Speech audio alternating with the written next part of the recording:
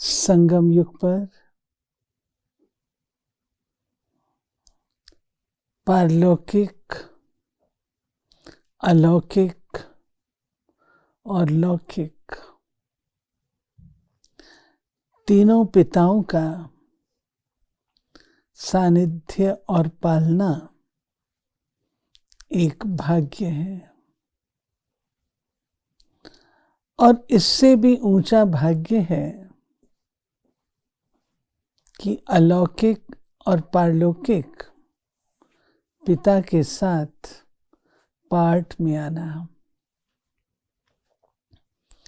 कल्प कल्प की नूंद संगम युग पर हो जाती है। प्यारे ब्रह्मा बाबा जो सारी सृष्टि के रचयिता और संगम युग पर मात पिता दोनों रूपों से पालना देने वाले, त्वमेव माताश्च पिता का अनुभव संगम पर ही हम बच्चे कर पाते हैं। जब शिव बाबा ब्रह्मा मुख के द्वारा हम बच्चों से मिलते, मुलाकात करते, पढ़ाते, पालते और योग्य बनाते हैं। मेरी मुलाकात ब्रह्मा बाबा से पहली बार 1959 में हुई। कानपुर से पार्टी मधुबन गई थी और उस पार्टी में अपने लौकिक माता पिता के साथ मुझे भी जाने का अवसर प्राप्त हुआ था। उस समय मेरी आयु मात्र 9.5 वर्ष की थी। बाबा और मम्मा दोनों ही वह हॉल जो अब मात्र पैसेज रह गया है, उस हॉल में हम बच्चों से धरती पर बैठकर मिलते थे और एक एक बच्चा बाबा के सम्मुख जाता था, मम्मा के सम्मुख जाता था, दृष्टि प्राप्त करता था। उस स्नेही, रूहानी, शक्तिशाली ईश्वरीय गोद का अनुभव करते मुख में टोली प्राप्त करता था। धीरे धीरे सब मिल रहे थे। तो मेरा जब टर्न आया, बाबा ने बड़े प्यार से दृष्टि दी और बाबा ने मेरे से पूछा, बच्ची पहले कभी बाबा को मिली हो? तो बाबा की पर्सनैलिटी ऐसी रूहानी, करिश्मेटिक थी जो सब कुछ भुला देती थी। रास्ते भर टीचर ने सिखाया था कि बाबा ये प्रश्न पूछेंगे और आपको ये जवाब देना है। भिन्न भिन्न प्रश्न बाबा उन दिनों भाई बहनों से पूछा करते थे। कितने बच्चे हैं, आदि आदि।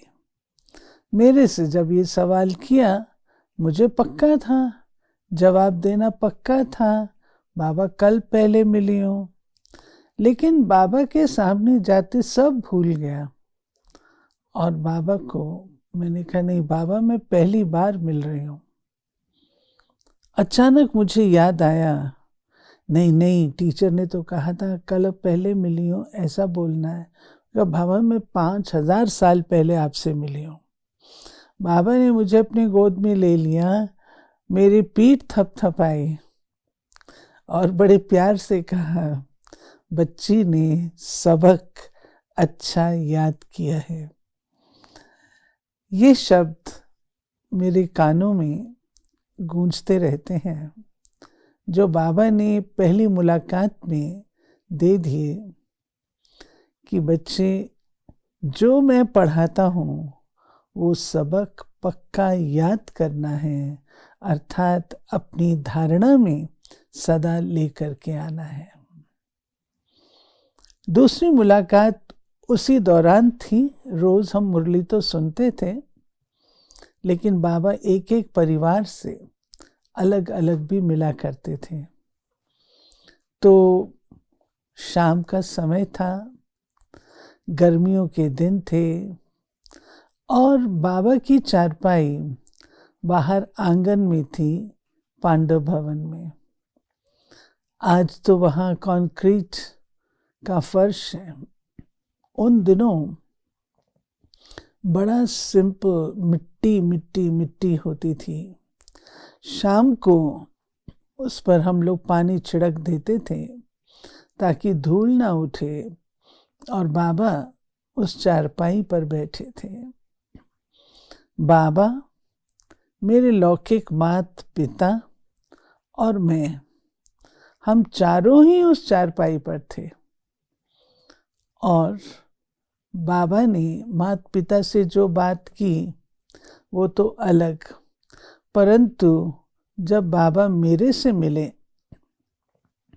मेरे बारे में चर्चा हुई, तो बाबा ने कहा पिताजी को कि बच्ची को पढ़ाना, दोनों पढ़ाई पढ़ाना और अंग्रेजी में पढ़ाना, इसे मैं विदेश भेजूंगा। त्रिकालदर्शी बाबा ने उस समय क्या देखा, हालांकि पढ़ती तो मैं इंग्लिश स्कूल में ही थी, लेकिन बाबा ने जैसे मेरा भविष्य वाक दिया। बाबा ने दोनों पढ़ाई पढ़ने के लिए जो बात कही, वो आज मैं रियलाइज करती हूँ वो कितनी आवश्यक थी। बीच में मैंने पढ़ाई 2 बार छोड़ी, लेकिन 2 बार ही पुनः बाबा ने पढ़ने के लिए कहा। और जो डायरेक्शन बाबा ने दिया, उसका अनुभव आज मैं करती हूँ, वो कितना सटीक था, कितना इम्पोर्टेंट था। और बाबा ने एक बार नहीं, अनेक बार विदेश भेजा। जिस समय बाबा ने ये बात कही थी, उस समय विदेश में एक भी भाई बहन नहीं थे, एक भी बच्चा नहीं था, एक भी सेंटर नहीं था। लेकिन त्रिकालदर्शी पिता, उसे सब कुछ पता होता है, जानी जाननहार है, और उन्होंने मुझे ये डायरेक्शन दिया, जो साकार रूप से मैं देखती हूँ बहुत सफल रहा। तीसरी बात, एक बार मीठे बाबा ने खेल खेल रहे थे बाबा, तो मैं भी छोटी बच्ची थी, मुझे खेलने का बहुत शौक था। बाबा बैडमिंटन भी खेलते थे, तो मुझे भाग्य मिला, मैंने मम्मा बाबा दोनों के साथ बैडमिंटन खेला। ज़्यादा नहीं, थोड़ा, लेकिन खेला। ऐसे ही बाबा भोग के पश्चात दोपहर में ब्रह्मा भोजन के बाद हॉल में बैठते थे, और उसको हम लोग कहते थे पान सुपारी पार्टी। और पान सुपारी क्या होती थी? छोटे फल होते थे जो मिलते थे, या थोड़ा सा अंगूर होगा, मौसमी होगी, केला होगा, ये थोड़े से पीस मिलते थे। और बाबा हम बच्चों के साथ बैठ के मुलाकात करते थे। तो बाबा खेल रहे थे, उन दिनों एक कोन होता था, उसमें बॉल डालते थे और प्रेस करते थे उसके लीवर को, तो वो पॉप आउट हो करके आपके कोन में आ जाता था। फिर आप अगर करेंगे दूसरे। तो ऐसे में बाबा के साथ खेल रही थी, और भी सभी थे, बाबा फेंक रहे थे, कईयों के हाथ में कोन था, लेकिन मैंने कोन में बॉल ले ली और फिर बाबा को फेंकी। तो बाबा ने कहा ये बच्ची होशियार है। तो ये एक अंडरलाइन कर गई बात कि बाबा ने ये बात कही मुझे, होशियार है।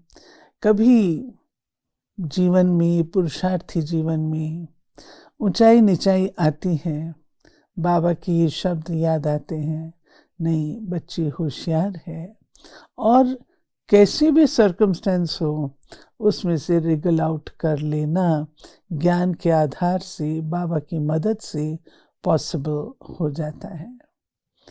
इसी रीति से बाबा जो भी बात कहते थे, अगर हम उसको स्वरूप में ले आते हैं, एक याद रखते हैं, स्मृति का जल, और दूसरा स्वरूप की धूप, अगर ये हम रेगुलर उस वरदान के बीज को देते रहते हैं तो वरदान फलीभूत होता है। ऐसे एक बार हम बेंगलोर से आए थे और बेंगलोर में बाबा उस समय बेंगलोर को मद्रास बोला करते थे। तो मैं थी, मेरी छोटी सिस्टर थी, मुरली पूरी हुई। उन दिनों बाबा टोली बांटने के लिए कोई ना कोई शर्त लगा करके बच्चों को उठाया करते थे। बाबा ने हम दोनों बहनों को उठाया, दीदी को कहा वो मद्रास की सिस्टर्स का जोड़ा कहाँ है, हम दोनों को उठाया और बाबा ने वायदा ले लिया कि सदा बाबा के बन करके रहेंगे। और वो जो वायदा डायरेक्ट बाबा को दिया वो आज दिन तक निभ रहा है। बाबा हर आत्मा को कैसे चलाना है, बाबा ने जब वायदा लिया उसके बाद कहा बच्चे अब टोली बांटो। तो इस प्रकार से मीठे बाबा हर आत्मा को उसकी भविष्य को देखते हुए उसकी जिंदगी की राह सेट कर देते थे। कभी साधारण लगता है लेकिन नहीं, जो भगवत वाणी ब्रह्मा के मुख से निकली वो जीवन के लिए एक सिद्धांत, फाउंडेशन तैयार कर देती है। बाबा सदा मुझे आशा बेटी कहते थे, आशा बेटी कह के पुकारते थे। एक बार बाबा ने बहुत ही युक्ति से, बाबा से मिल रहे थे, बड़े दीदी ने बाबा को कहा बाबा ये भाषण करती है, इंग्लिश में भाषण करती है। बाबा ने कहा हाँ बच्ची। मैंने कहा, बाबा ने कहा किस टॉपिक पे करेंगी, शाम को करोगी क्लास में। मैंने जैसे बाबा कहते थे तो एकदम ऐसे लगता था जैसे कि हम पिता से बात करें, सरल रूप से। उस समय सोच कुछ नहीं चलता था। लेकिन जब बाबा ने कहा बच्ची भाषण करोगी, कहा हाँ बाबा। बाबा ने कहा किस टॉपिक पे करोगी, कहा बाबा जो टॉपिक आप देंगे, जैसे कि बहुत होशियार कोई व्यक्ति हो। खैर बाबा ने मुझे टॉपिक दिया वर्ल्ड पीस। उन दिनों बाबा की मुरलियाँ भी वर्ल्ड पीस पे चल रही थी। बाबा ने कहा तुम भाषण करना, बाबा सुनेगा। तो मुझे लगा, बाहर निकली बाबा के कमरे से तो होश आया, मैं भाषण करूँगी और बाबा सुनेगा, मैं तो नहीं कर सकती। मैंने रोजी बहन को कहा मैं भाषण नहीं करूँगी। रोजी बहन ने कहा तुमने ये बात बाबा को बोली है, अब तुमको करना ही पड़ेगा। मैंने तैयारी की, शाम की क्लास चालू हुई, गद्दी पर बैठ के मैंने भाषण शुरू किया और शुरू करके पूरा भाषण फिनिश करके मैं नीचे आके बैठ गई। सामने नलने दीदी और लता बहन जो सूरत में थी, दोनों बैठे थे। उन्होंने कहा तुमको पता है तुम्हारा भाषण बाबा ने सुना। मैंने कहा है, कहाँ से? बाबा तो क्लास में नहीं आया। परंतु किस समय ईशु दादी उठी, बाबा को लेकर के आई, पता नहीं लगा। मैं तो करके आराम से आके बैठ गई। लेकिन बाबा ने हिस्ट्री हॉल की जो पहली खिड़की है उसके पीछे चुपचाप आकर के खड़े हो गए और वहाँ से सारा भाषण बाबा ने सुना। और जब मैं नीचे उतरी, बाबा ने शाबाश दिया और मेरे को बुलाते थे बाबा, इंग्लिश वाली बोलते थे। इस प्रकार से बाबा ने भाषण में करेक्शंस भी दी, शाबाश भी दी, क्या बात सुनानी है वो भी बताई। और ऐसे बाबा ने इस चीज़ को भी मुझे वरदान के रूप से बाबा ने दिया। समय की सीमा को देखते हुए लास्ट मुलाकात जो मेरी बाबा के साथ हुई और उसका लिंक अव्यक्त रूप की मुलाकात के साथ भी है। बाबा मधुबन में मच्छर हुआ करते थे तो हम लोग धूप वास करते थे। हम कन्याएं थी, छोटी छोटी कन्याएं थी हम, तो सब कमरों में धूप वास करते थे ताकि मच्छर ना आए। और उसकी शुरुआत बाबा के कमरे से करते थे। रात का टाइम था, सब सोने में थे। हम बाबा के कमरे में गए। बाबा चारपाई पर बैठे थे, टांगे नीचे थीं और बाबा ने दृष्टि दी और बड़े स्नेह से एक वरदान रूप में शिक्षा भी दे दी। बाबा ने कहा, बच्ची सदा याद रखना, जैसा कर्म मैं करूंगी मुझे देख और करेंगे। उस समय मुझे समझ नहीं आया, आउट ऑफ द ब्लूज बाबा क्यों ये बात बोली मेरे को, और कई समय तक मैं समझ नहीं पाई। परंतु धीरे धीरे राज खुलते गए और मुझे याद रहता है, जैसा कर्म मैं करूंगी मुझे देख और करेंगे। बाबा ने सदा ऐसे स्थान पे रखा, ऐसे पोजीशन पे रखा जहां पर ये बात याद रहती है, जैसा कर्म मैं करूंगी मुझे देख और करेंगे। ऐसे थे प्यारे बाबा के वरदानी बोल और वरदानी पालना, जो नस नस में जो ब्लड है उस ब्लड में समाई हुई है, कदापि भूल ना पाएंगे। ओम शांति। मधुबन वाले बाबा, मीठे प्यारे बाबा, तूने प्यार जो दिया है